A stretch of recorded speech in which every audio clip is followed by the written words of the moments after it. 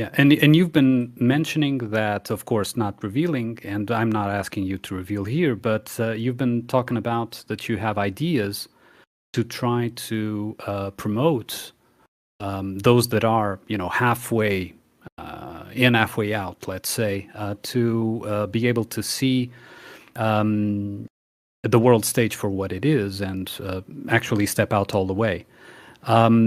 Is it something that you think will pick up? Will gain traction in the near future? I think so, and I don't think it would happen organically. The system excludes the perspective that both left and right use systemic fakery. They're absolutely not going to promote this. But I think there are enough people, and this is based on my assessment on X of people's responses to things like Butler, Pennsylvania being fake, where Trump didn't really get shot, or Charlie Kirk, where I'm seeing a level of skepticism that I think is unprecedented. However, it is drowned out by these guardrail conspiracy theories. Like there's a very big channel with 611,000 subs, Jesse on Fire. And he was saying Charlie Kirk maybe wasn't really killed. But he took that conversation and he led it into, he had to go into witness protection because he was going to be killed by the deep state. So they didn't expose the world stage. They just agreed that, yeah, this was a psyop, but nothing else is affected by it. So I'm seeing that there's deliberate efforts to prevent this from happening. So I see it as it's a likelihood. They know it could happen. So they're deliberately, strategically putting alternative conspiracy theories out there to guardrail it. Now, what we as media critics or media skeptics, what we do is we promote the idea that there is a perspective you can take that is outside of the controlled alternative. And I think the reason why this could grow is there is a vacuum. And this vacuum is unrecognized, but it's there. And I think that we fill that in. And I think that the only limiting factor here is exposure. And part of the problem was we're dealing with a major paradigm shift, and it needed to be consolidated.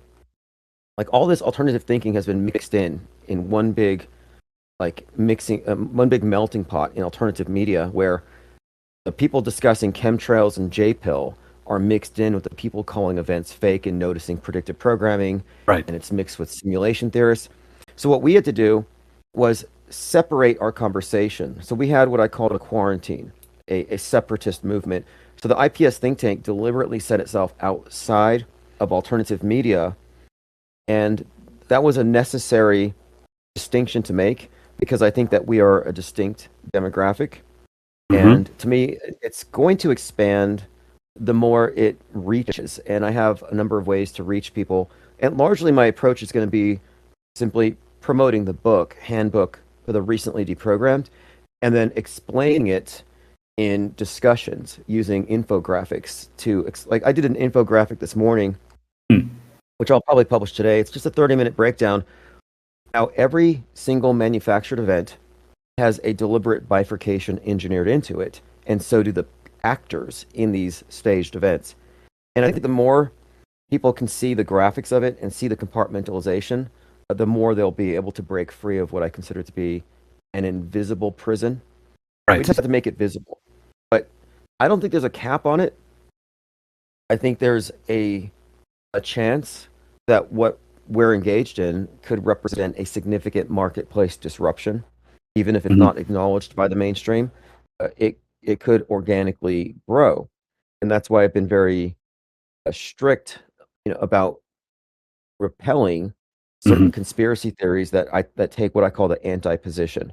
Because if you're in the anti-camp or the pro-camp, you're controlled. It's actually that simple. Yeah. Two things about what you said. One is that I think that the system itself is fully aware of the vacuum that you mentioned. And one of the most strategic pushes to fill up that vacuum before any organic, let's say, movement, if we could call it that, whatever idea, fills it is exactly simulationism, because it's the best way to hide the world stage. And when we talk about world stage, we're talking about producers, we're talking about directors, we're talking about script writers, we're talking about someone actually writing the events, writing how the events conjunct together one after another, one basing itself upon a previous event that maybe happened decades ago. It doesn't matter. Like this moon Artemis thing mission is relying upon all the decades of supposed NASA launches and research and the moon landing and so on and so forth.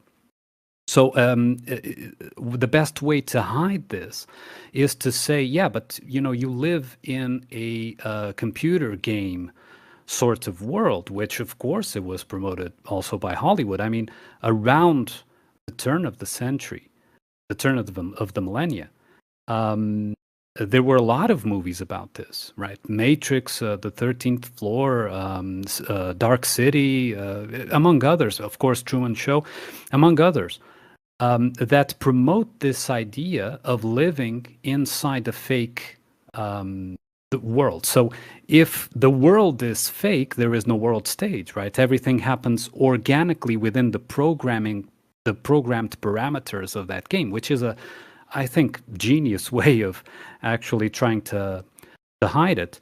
Another thing Yes, I agree. I agree on this one point.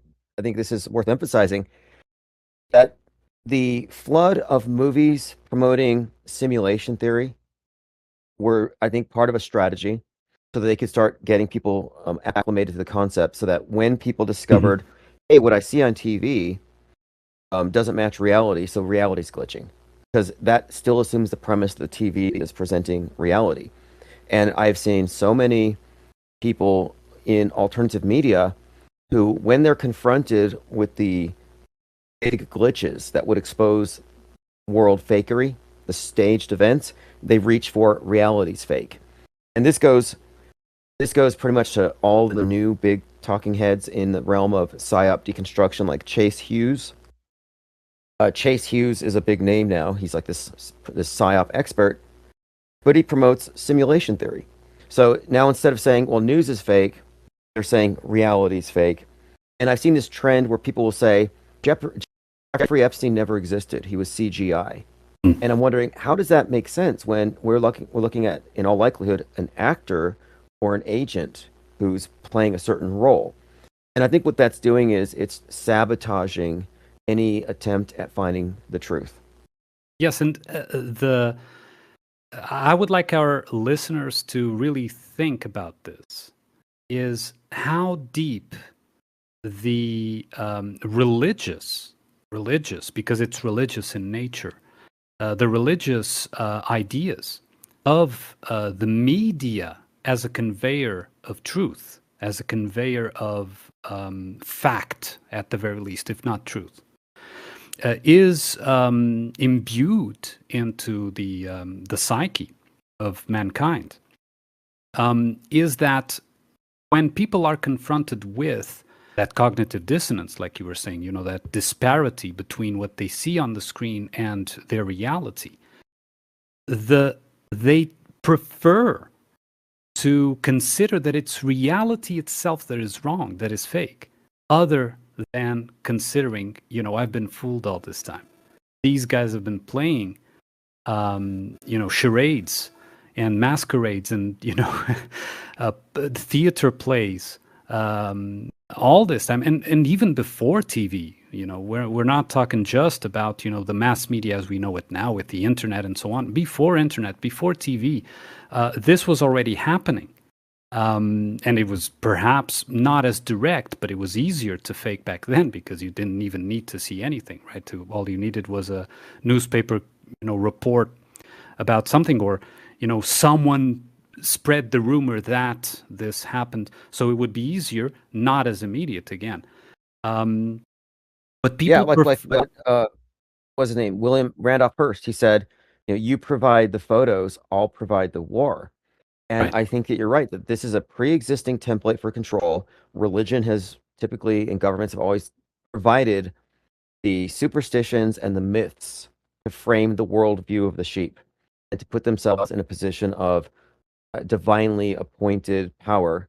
So then they have this mandate to rule, but the idea of ruling the masses by essentially providing guardrails in their minds, by providing them with God constructs, fear this scenario, listen to this priesthood, that dynamic is not new. It's just been universalized and perfected with media. Yes, absolutely. And for people that would say, "Oh, that couldn't be," because someone would speak. Someone would speak out. Someone would be the whistleblower, like it became a sort of mainstream word. And there is even regulation and legislation for whistleblowers. So someone would blow the whistle, as they say, right? And that is not the case, because how this thing works is you don't need everyone to be a participant, a knowing participant of what is going on. What you would do is, if someone, so imagine that you are in one of those live TV shows, right? And you have the camera crew, and you have like the director of the live TV show. And, you have this guy with the microphone going around. Okay, now you can talk. And let's imagine that organically he would, at random choose someone to talk, right? And that person was going to say something that was inconvenient, let's say, to the show. What would happen is that the cameras would divert elsewhere. The microphone would immediately be passed on to a willing participant, someone who would be in the know among the crowd, and that someone would take up the airspace, right? That someone would, okay, you just heard the beginning of the phrase of that guy, but then all the cameras are on this guy, and that guy is past. Nobody remembers, right? Nobody pays attention to him. And it's the same like, on YouTube or Spotify or whatever. You have podcasts with millions of followers, right? Millions of listeners, right? The cameras are on these people, right? What about those other podcasts that you never even heard of, right? This is how they control. Maybe those whistleblowers and those people that were involved in this and that are trying to actually say something, but you've never heard of them, because the cameras and the microphones are all turned towards those that assume a position of whether it's opposition or not, but assume that position to take the spotlight, right?